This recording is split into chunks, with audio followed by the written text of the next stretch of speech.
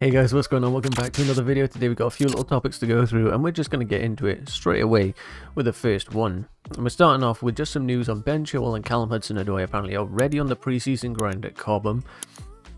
As Thomas Tuchel said they would be. Gather Cho hardly had any time off over summer. He's worked hard to overcome the fitness issues that sidelined him for much of the second half of the season. We've got some transfer news to go into next, but I did just want to get this in first.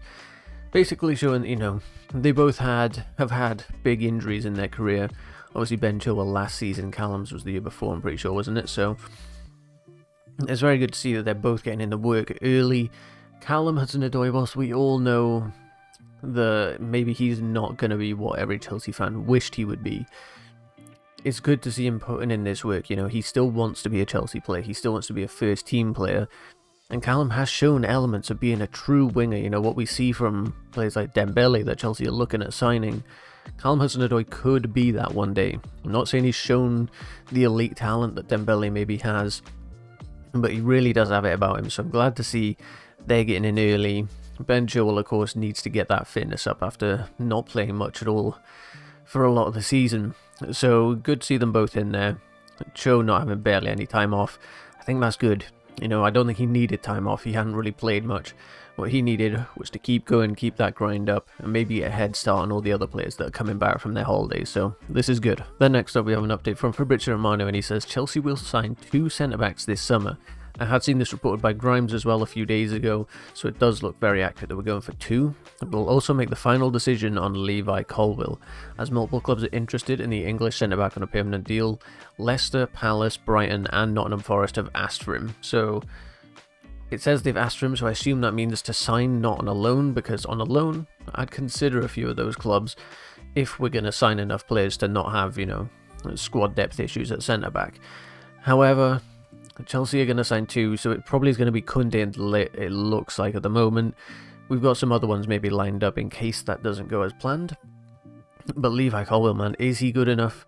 Had a great season in the Championship, but we know Premier League is a step up from the Championship. So is he going to be good enough as a squad player? Sure, but I really do worry that players are getting maybe a little ahead of themselves these days in thinking, you know what, I can do it down in the Championship or I can do it abroad.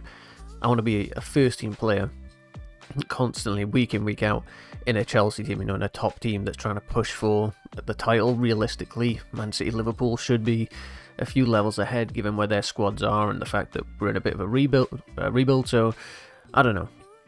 We'll see, but Levi Colwill to me definitely needs to be involved in the squad, but we can't force him into the first team, to play 38 Prem games a season, try and play them all, because he is still young.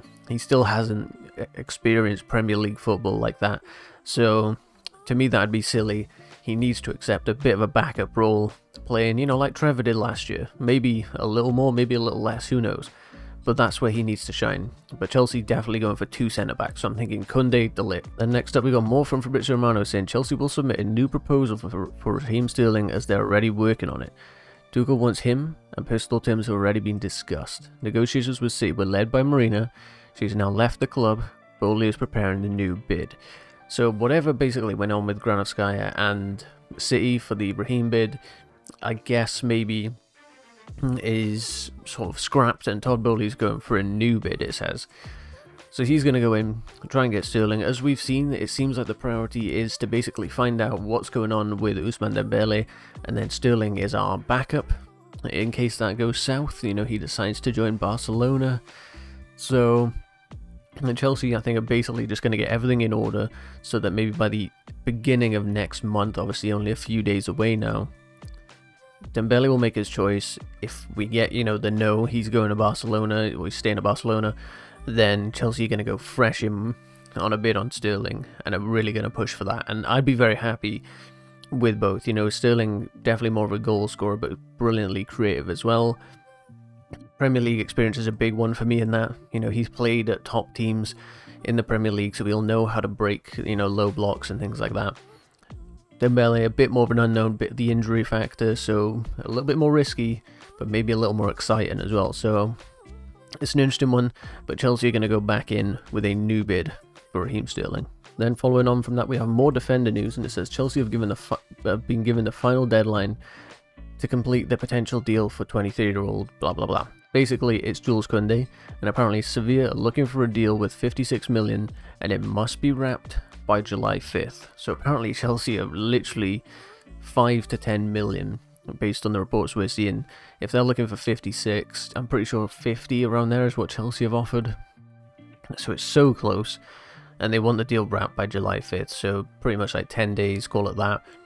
Chelsea have to get this deal done, and you would hope by that point Chelsea will have either increased the bid by a few million, or Sevilla will just say, you know what, we need to get this deal done, let's just accept what they've put on the table.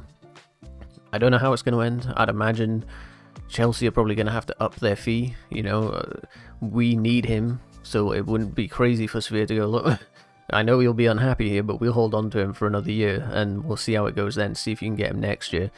Chelsea need him this year, so I'd expect that they will end up increasing their price. But 5th of July is the deadline, so let's make sure it gets done, Chelsea. Then we got another report, and it's sort of along the lines of the Dembele stuff, and apparently he is not satisfied with Chelsea's proposals, despite it being considerably higher than Barcelona's offer. It claims that Chelsea offered a 4-year deal with a higher salary than what Barcelona are offering, but yeah, there's apparently a certain disappointment in whatever we offered him. So whether the wages isn't what he wanted, the bonuses, whatever it might be, he's not very happy with the offer. It says that his representatives expected Chelsea to offer a better deal. Maybe that's why, you know, he hasn't made his decision. This report from L'Equipe says that it's a deal worth about 70 million euros, so about 60 million euros annually. That's a lot of money. So if Chelsea are going in on that, I can understand, you know, around that sort of money, I can understand why they haven't put him much higher, because he'd be possibly the top earner of the club. So it's a bit crazy, but apparently that's why there's been a bit of a hold up. Whether this is true or not, I guess we'll find out when he basically makes his decision, but it's an interesting one. You know, Chelsea's 4-year deal that apparently is earning him 60 million a year isn't enough. Like, how crazy is that? Then we have an update from Grimes, and she, make sure you go follow her, you know, she's good tweets, good reports all the time, and she says, Rafinha in order. Barcelona agreed personal terms since ages. Basically, Barcelona can't afford him, or if they do, they're trying to find the cash for it. Chelsea, because of the UCL, so we're second in line because we've got Champions League football. Barca are top, but can they afford to get him? Arsenal, because of Edu maintains good relations with Raphinha'S agent, and then Liverpool below that, saying Liverpool wanted to swap deal Minamino. Now Minamino's gone to Monaco, so that one's probably not happening. Tottenham were involved, and then it says Leeds set 70 million price tag, so it's a lot of money. Barcelona, are they going to be able to offer 70 million? I'd be very surprised if they can. Chelsea probably can, but I think he's down a few rings on our winger acquisitions. It's probably going to be something along the lines of Dembele, Sterling, and then Rafinha. So it's very possible he doesn't end up at Chelsea because of that, because he's not a priority, but he likes Chelsea because we got Champions League football. Arsenal a ring below. Liverpool maybe would have worked, but the swap deal is no longer possible. So it's interesting to say that a swap deal Minamino, maybe Chelsea could offer a swap. You know, there's players that I guess we could get rid of that Leeds would want.